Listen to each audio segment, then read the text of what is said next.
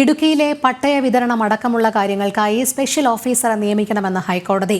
ജില്ലാ കളക്ടർക്ക് തുല്യമോ അതിന് മുകളിലോ റാങ്കിലുള്ള ഉദ്യോഗസ്ഥനാകണം സ്പെഷ്യൽ ഓഫീസർ.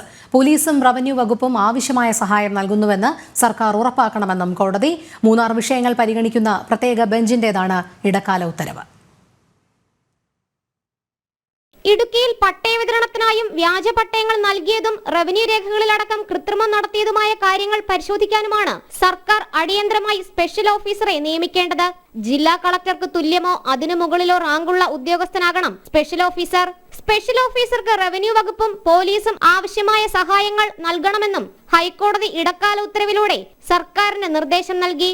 പട്ടയങ്ങളുടെ ആധികാരികതയടക്കമാണ് സ്പെഷ്യൽ ഓഫീസർ പരിശോധിക്കേണ്ടത്. വ്യാജ പട്ടയങ്ങൾ നിർമ്മിച്ച രീതികളൊക്കെ സമാനമെന്ന് ചൂണ്ടിക്കാട്ടിയ ഹൈക്കോടതി റവന്യൂ ഉദ്യോഗസ്ഥരടക്കം പിന്നിലുണ്ടെന്നും വിലയിരുത്തി.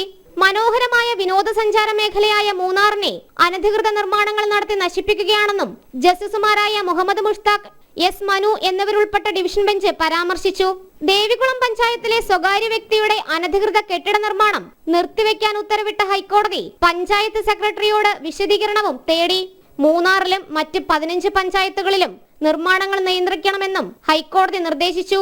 അനധികൃത നിർമ്മാണം തടയുന്നതിനു വേണ്ടിയുള്ള മുൻകാല ഉത്തരവുകൾ എന്തുകൊണ്ട് സർക്കാർ നടപ്പാക്കിയില്ലെന്ന് ചോദ്യമുന്നയിച്ച കോടതി ഹിൽ ഏരിയ അതോറിറ്റി രൂപീകരിക്കാത്തതിലടക്കം സർക്കാരിനോട് വിശദീകരണം ആവശ്യപ്പെട്ടു.